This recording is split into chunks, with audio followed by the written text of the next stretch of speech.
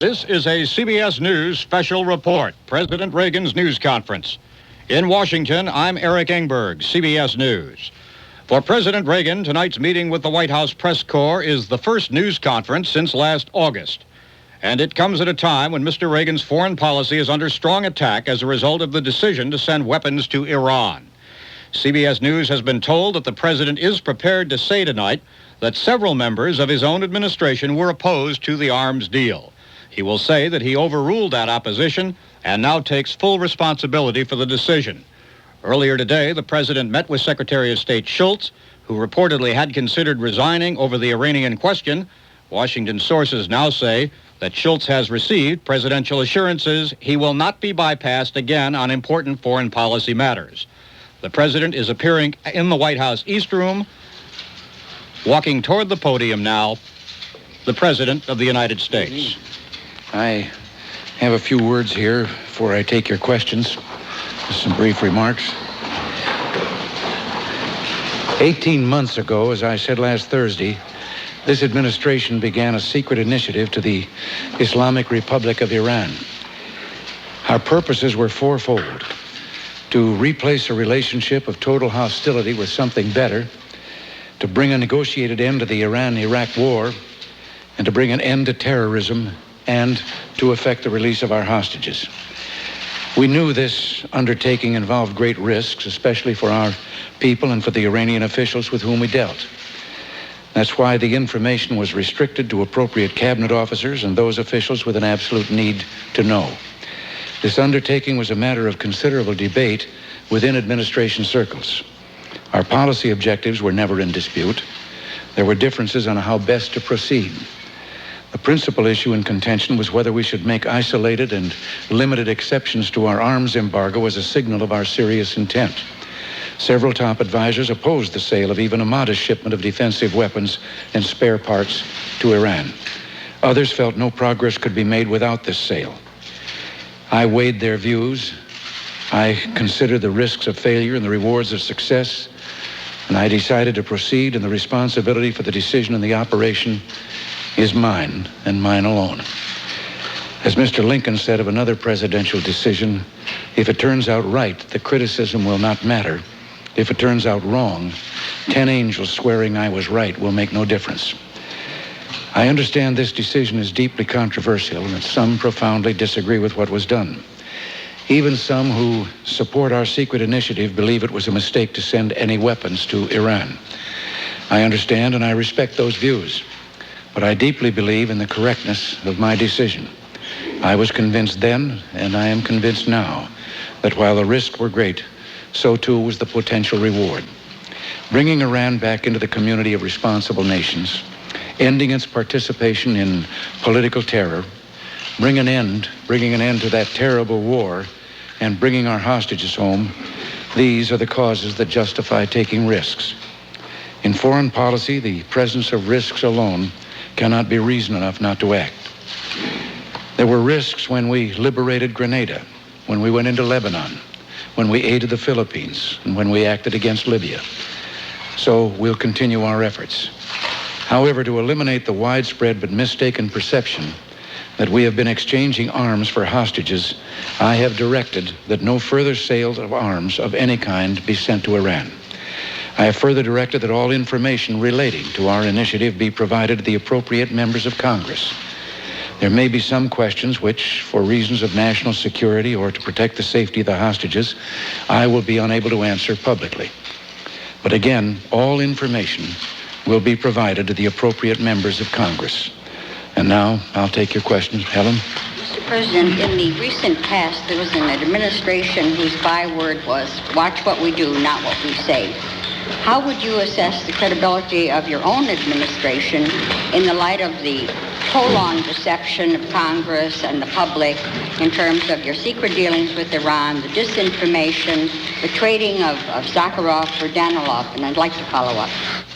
Well, Helen, let me take the last one first. I know some persist in saying that we traded Sakharov for Danilov. We did not. We said that we would have no dealings with the Soviet Union, even on going to Iceland, until Danilov was in our hands. But to bring it up to date on this, there was no deception intended by us. There was the knowledge that we were embarking on something that could be of great risk to the people we were talking to, great risk to our hostages, and therefore we had to have it limited to only the barest number of people that had to know. I was not breaking any law in doing that. It is provided for me to do that.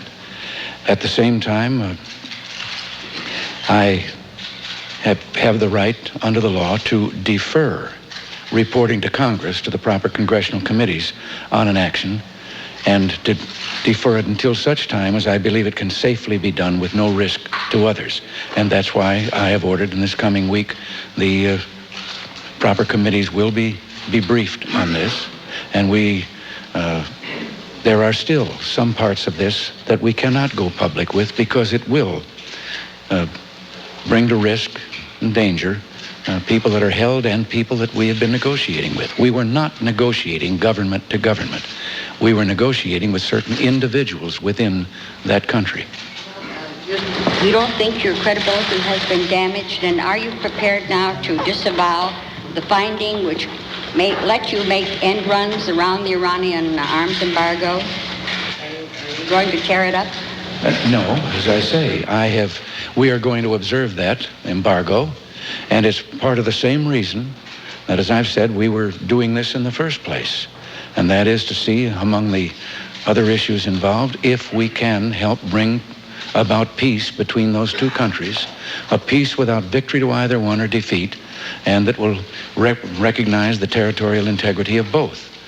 And this is something that all of our allies are seeking also. But I think the people understand that sometimes you have to keep a secret in order to save human lives and to succeed in the mission. Just as we went into Grenada without prior notice, because then we would have put to risk all of those men who are going to hit the beach. Yes, Mr. President, has Secretary Shultz discussed his resignation with you? Have you agreed to accept it, or have you asked him to stay on? Mike, he has never suggested to me in our meetings that resignation, and in fact, he has made it plain that he will stay as long as I want him, and I want him.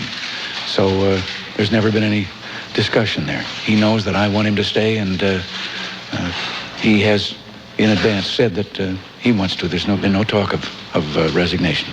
If I may follow up, sir, has he made his staying conditioned on your agreeing not to send further arms to Iran? No, there have been no conditions. As I say, we didn't discuss that. And as I've said now, there's no need to go further with this. The mission was served that made us waive temporarily that for that really minuscule amount of spare parts and defensive weapons. Chris? Mr. President, you have stated flatly, and you stated flatly again tonight, that you did not trade weapons for hostages. And yet, the record shows that every time an American hostage was released, last September, this July, and again just this very month, there had been a major shipment of arms just before that. Are we all to believe that was just a coincidence? Chris, the only thing I know about major shipments of arms, as I've said, everything that we sold them could be put in one cargo plane and there would be plenty of room left over. Now, if there were major shipments, and we know this has been going on, there have been other countries that have been dealing in arms with Iran. There have been also private merchants of such things that have been doing the same thing. Now, I've seen the stories about a Danish tramp steamer and Danish Sailors Union officials talking about their ships taking various supplies to Iran. I didn't know anything about that till I saw the press on it, because we certainly never had any contact with anything of the kind. And so it's just that we did something for a particular mission. There was a risk entailed, and Iran held no hostages. Iran did not kidnap anyone, to our knowledge. And the fact that part of the operation was that we knew, however, that the kidnappers of our hostages did have some kind of relationship in which Iran could at times influence them. Not always, but could influence them. And so 3 of our hostages came home. But if I may follow up, sir, on that first point, your own chief of staff, Mr. Reagan, has said that the U.S. condoned Israeli shipments of arms to Iran. And aren't you, in effect, sending the very message you always said you didn't want to send? Aren't you saying to terrorists, either you or your state sponsor, which in this case was Iran, can gain from the holding of hostages? No, because I don't see where the kidnappers or the hostage holders gained anything. They didn't get anything. They let the hostages go. Now, whatever is the pressure that brought that about, I'm just grateful to it for the fact that we got them. As a matter of fact, if there had not been so much publicity, we would have had 2 more that we were expecting. Sam? Mr. President, when you had the arms embargo on, you were asking other nations, our allies particularly, to observe it publicly. But at the same time, privately, you concede you were authorizing a breaking of that embargo by the United States. How can you justify this duplicity? I don't think it was duplicity. And as I say, the so-called violation did not in any way alter the balance, military balance between the 2 countries. But what we were aiming for, I think, made it worthwhile. And this was a waiver of our own embargo. The embargo still stays now and for the future. But the causes that I outlined here in my opening statement, first of all, to try and establish a relationship with a country that is of great strategic importance to peace and everything else in the Middle East.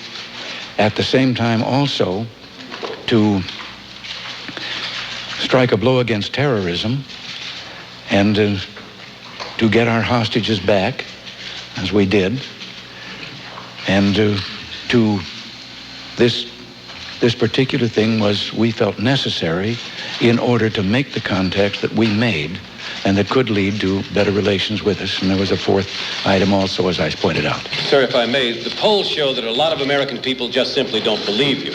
That the one thing that you've had going for you more than anything else in your presidency, your credibility, has been severely damaged. Can you repair it? What does it mean for the rest of your presidency? Well, I imagine I'm the only one around who wants to repair it, and I didn't have anything to do with damaging it. Bill? Mr. President, you say that the equipment which was shipped didn't alter the military balance. Yet, several things. We understand that there were 1,000 TOW anti-tank missiles shipped by the U.S. The U.S. apparently condoned shipments by Israel and other nations of other quantities of arms as an ancillary part of this deal, not directly connected, but had to condone it or the shipments could not have gone forward, sir. So how can you say that it cannot alter the military balance, and how can you say, sir, that it didn't break the law when the National Security Act of 1977 plainly talks about timely notification of Congress and also, sir, stipulates that if the national security requires secrecy, the president is still required to advise the leadership and the chairman of the intelligence committees. Bill, everything you've said here is based on a supposition that is false.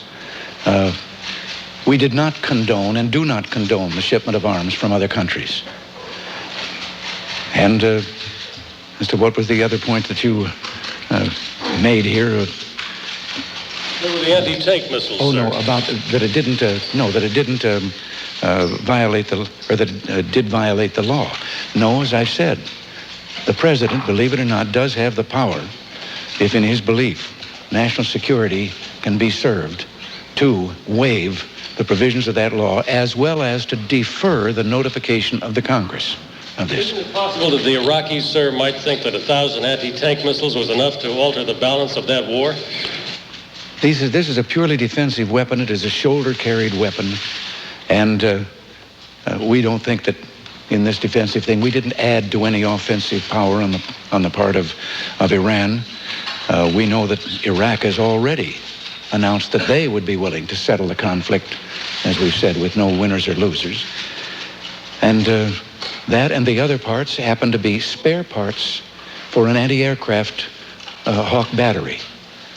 And as I say, all of those weapons could be very easily carried in one mission. Now, I think Charles, yeah. Mr. President, I don't think it's still clear just what Israel's role was in this. The questions that have been asked about a condoned shipment, we do understand that the Israelis sent a shipment in 1985. And there's also reports that it was the Israelis that contacted your administration and suggested that you make contact with Iran. Could you explain what the Israeli role was here? No, because we, as I say, have had nothing to do with other countries or their shipment of arms or doing what they're doing. And no, as a matter of fact, the first ideas about the need to restore relations between Iran and the United States, or the Western world for that matter, actually began before our administration was here. But from the very first, if you look down the road at what could happen and perhaps a change of government there, that it was absolutely vital to the Western world and to the hopes for peace in the Middle East and all, for us to be trying to establish this relationship.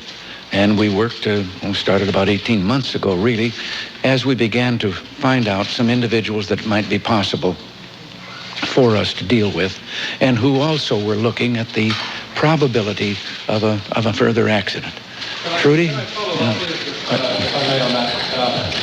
The contacts that you're suggesting are with moderates in the Iranian government and in the Iranian system. Barry Goldwater tonight said in his judgment there are no moderates in Iran. I don't mean to suggest that there may not be, but how did you know that you were reaching the moderates, and how do you define a moderate in that kind of a government?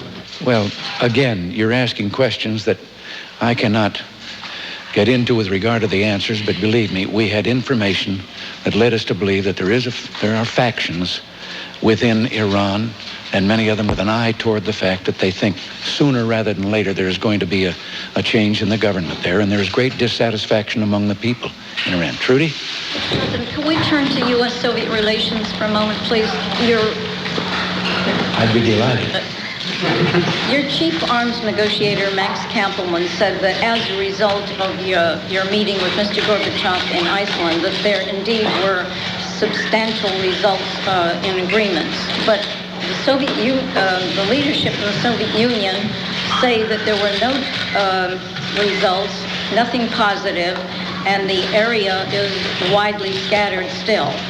How do you propose in your term, in the remainder of your term, to close the gap and bring for an agreement?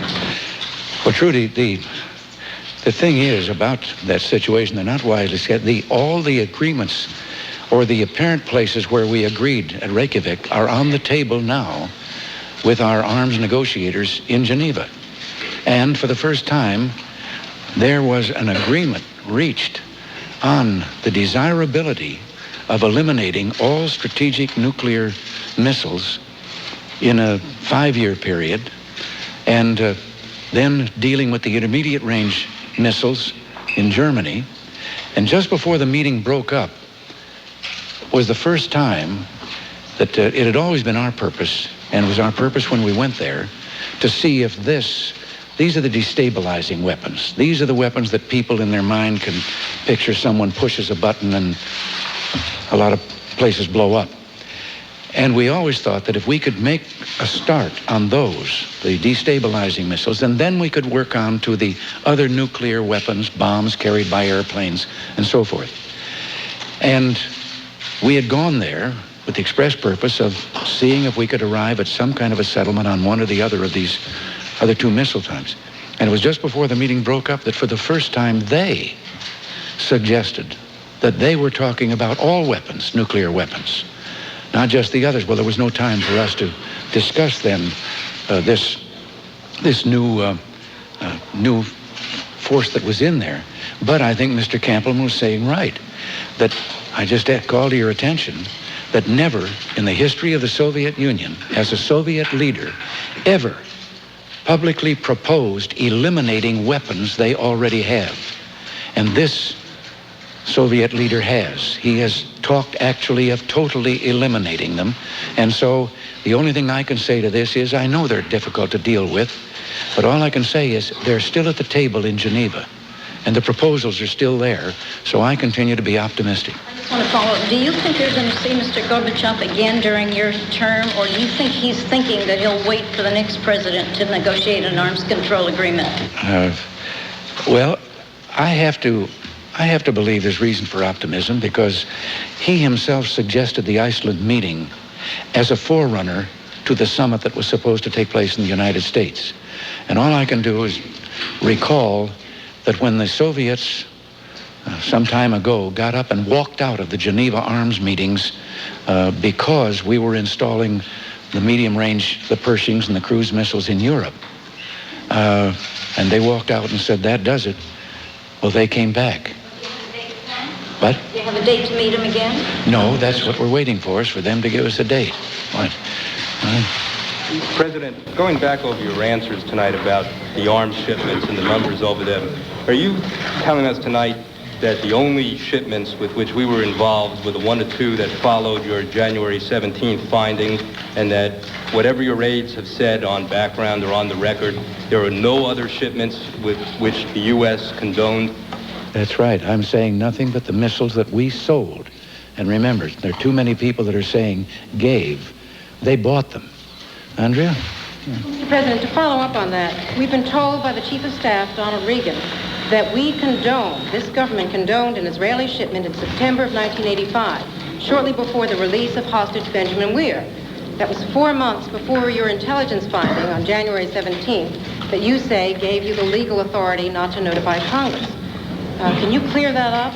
Why this government was not in violation of its arms embargo and of the notification to Congress for having condoned American-made weapons shipped to Iran in September of 1985? You know what, I've never heard Mr. Reagan say that, and I'll ask him about that, because we believe in the embargo, and as I say, we waived it for a specific purpose, in fact, with 4 goals in mind. Can I just follow up on that for a second, sir? Because what is unclear to, I think, many people in the American public is why, if you are saying tonight that there will be no further arms shipments to Iran, why you won't cancel the January 17th intelligence finding so that you can put to rest any suggestion that you might, again, without notification and in complete secrecy, and perhaps with the objection of some of your cabinet members, continue to ship weapons if you think that it is necessary. No, we have no intention of doing that, but at the same time, we are hopeful that we're going to be able to continue our meetings with these people, these individuals. But you won't cancel the intelligence finding. I don't know whether it's called for or whether I have to wait until we've reported to Congress and all. I don't know just what the technicality legally is on that. Yes, Mr. President. Why do you think its strategic position, notwithstanding, the American people would ever support weapons to the Ayatollah Khomeini? We weren't giving them to the Ayatollah Khomeini.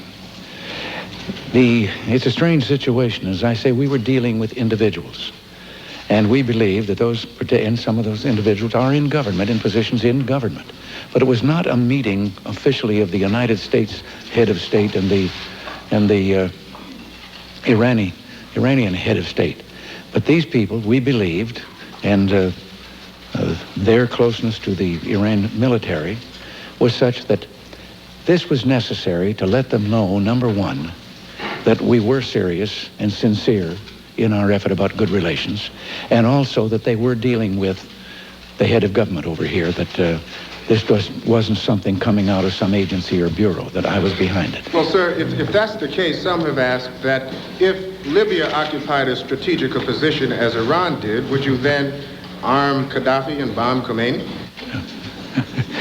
I know believe me, that's about as hypothetical a question as anyone could imagine. The situations are quite different.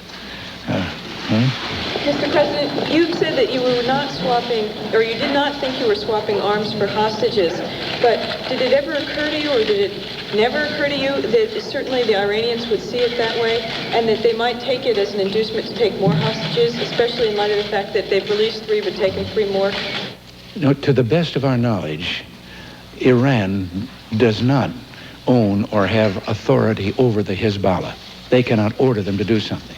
It is apparent that they evidently have either some persuasion, and they don't always succeed, but they can sometimes persuade or pressure the Hezbollah into doing what they did in this instance. And as I say, the Iranians government had no hostages, and they bought a shipment from us, and we in turn, I might as well tell you that we in turn had said, when they wanted to kind of know our position and whether we were trustworthy in all of this, we told them that we did not want to do business with any nation that openly backed terrorism. And they gave us information that they did not, and they said also that they had some evidence that there had been a lessening of this on the part of the Khomeini and the government, and that they had made some progress. As a matter of fact, some individuals associated with terrorist acts had been put in prison there. And so that was when we said, well, there's a very easy way for you to verify that, if that's the way you feel, and they're being held hostage in Lebanon. If I can follow up, if your arms shipments had no effect on the release of the hostages, then how do you explain the release of the hostages at the same time that the shipments were coming in? No, I said that at the time, I said to them that there was something they could do to show their sincerity, and if they really meant it, that they were not in favor of backing terrorists, they could begin by releasing our hostages.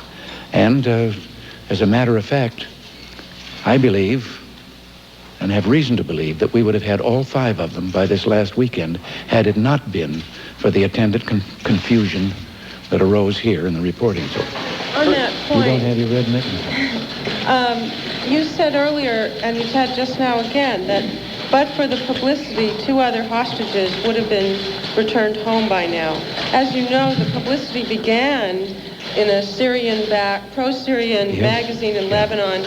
My question is, therefore, are you suggesting that someone who was a party to this sabotaged it by deliberately leaking that original report? To our best information, the leak came from a person in government in Iran, and not one of the people that we were dealing with, someone that would be more hostile to us. And that individual gave the story to the magazine, and the magazine then printed the story there in Beirut.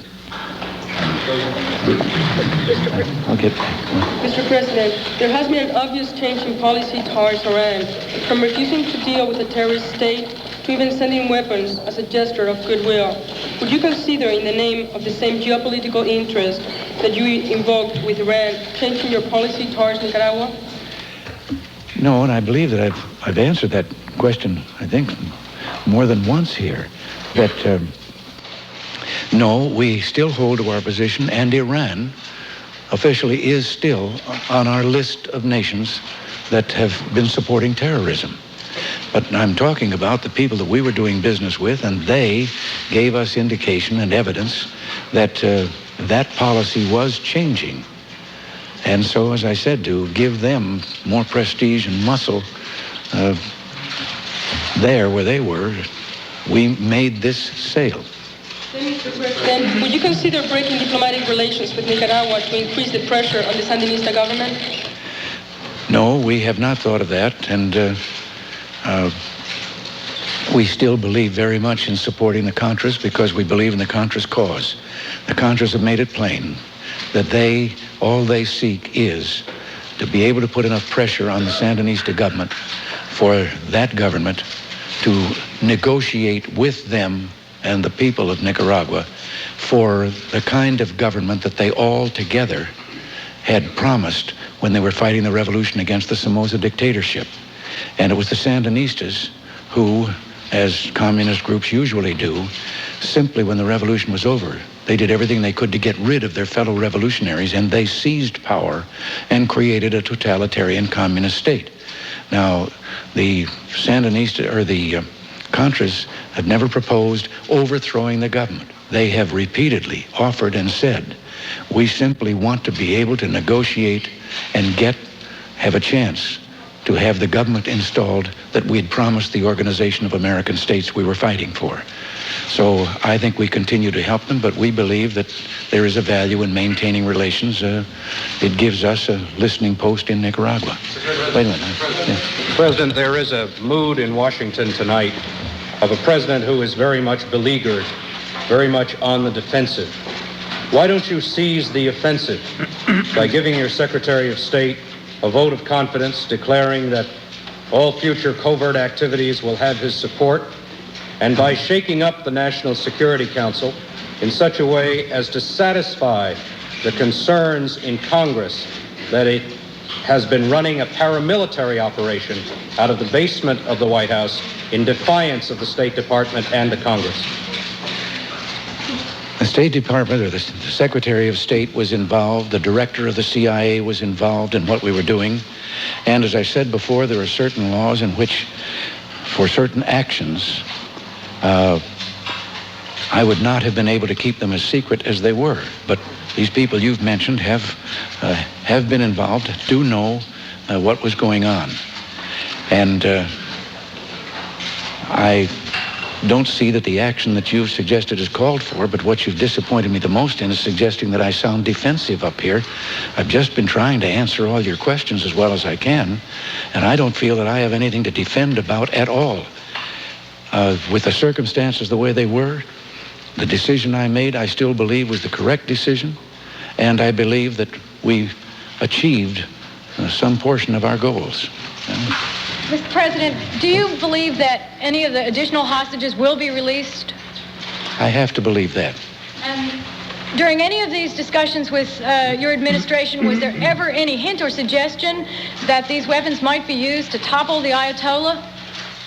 No, and I don't see in any way how that could be with the particular things that we were using. I don't see where the Ayatollah could be a logical target for an anti-aircraft missile, or even for a tow missile, for that matter. Mr. President, you made an exception to the arms embargo when you thought it was in the U.S. interest to do so. Why shouldn't other nations ship weapons to Iran when they think it's in their interest? Well, I would like to see the indication as to how it could be in their interest. I know that there are other nations that feel as we do, that the Western world should be trying to find an avenue to get Iran back where it once was, and that is in the family of democratic nations and the family of nations that want peace in the Middle East and so forth. So, how, Mr. President, if I may follow up, how does shipping weapons to Iran help bring them back into the community of nations? You've acknowledged that you were dealing with only a small portion of the government. I was talking of strengthening a particular group who needed the prestige that could give them, who needed that bargaining power themselves within their own ranks. Jerry? Mr. President, I believe you may have been slightly in error in describing a TOW as a shoulder-mounted weapon. It's a ground-to-ground weapon. Red Eye is the shoulder weapon, but that's beside the point. TOWs are used to destroy tanks. Yes, I know, Jerry. I know it's an anti-tank weapon. From your shoulder. Well, now, if I have been misinformed, then I will yield on that. But it was my understanding that is a man-carried weapon, and we have a number of other shoulder-borne weapons. I did have a question, though. You mean that wasn't a question? No, sir. I thought I knew what a TOW was. I just wanted to ask you, what would be wrong at this stage of the game, since everything seems to have gone wrong and could possibly go wrong, like the Murphy Law, the Reagan Law, the O'Leary Law this week? What would be wrong with saying that a mistake was made on a very high-risk gamble, and that so that you can get on with the next 2 years? Because I don't think a mistake was made. It was a high-risk gamble, and it was a gamble that, as I've said, I believe the circumstances warranted. And I don't see that it has been a fiasco or a great failure of any kind. We still have those contacts We still have made some ground. We got our hostages back, 3 of them. And so I think that what we did was right, and we're going to continue on this path. But please, one domestic question, would you please? Sir, Helen, would you yield to this? This is a question that will not wait. It's cold weather out there, and the growing number of hungry and cold people who are homeless in all of our cities. And these volunteers that you urge to take part in this and try to help have now made their surveys across the nation. They've come back and said, we can't feed the hungry and take care of the homeless by ourselves. We've got to have federal help. You have no policy in the White House, I believe, to do this, and you're now just leaving this to local government and local groups. They can't take care of it. Won't you please give us a federally coordinated program with long-time planning? I think that in things of that kind, we are still spending more than has ever been spent before trying to help the needy. I will be very pleased to look into that particular facet and see if there is some snafu there, but I don't think so. But I do think that, that many of these programs are being undertaken at a state and at a local level and with the aid of federal financing, but I'll look into it. They're doing a great job, sir, but they simply say themselves, the churches, the nonprofits, we can't do it sufficiently. The number is growing so rapidly. No, We've got to have federal help. Well, as I'm saying, I'm going to find out because I think and believe that there is such help. I just read this morning in the paper about a needy family in New York that is being put up in a hotel, and the cost to welfare just for the rent of the hotel room is $37,000 a year. And I wonder why somebody doesn't build them a house for $37,000. No. You're going to miss Tip O'Neill? The president turning away from the podium, getting a few shouted questions from the press corps, but declining to answer them and now walking down the hall. This news conference was heavily dominated tonight by questions about Mr. Reagan's decision to send weapons to Iran, the president making these points, that he still believes he did the right thing, even while conceding that several of his top advisors oppose the weapons deal. Said Mr. Reagan, the responsibility is mine alone, but he added he will not send any more weapons. Secretary of State Schultz, rumored to be considering resignation, has made it plain, the president said, that he will stay as long as I want him, and I want him. The president said that he broke no laws by waiving the embargo on arms shipment to Iran, and he said that all the American hostages in Lebanon would have been released if the arms deal had been kept a secret. Striking the final note of the press conference, the president was asked if he felt on the defensive as a result of all the criticism he has received over this matter, and he answered, "I don't feel I have anything to defend at all." He then added later, "I don't think a mistake was made. I don't see it has been a fiasco." This has been a CBS News special report, President Reagan's news conference. In Washington, I'm Eric Engberg, CBS News.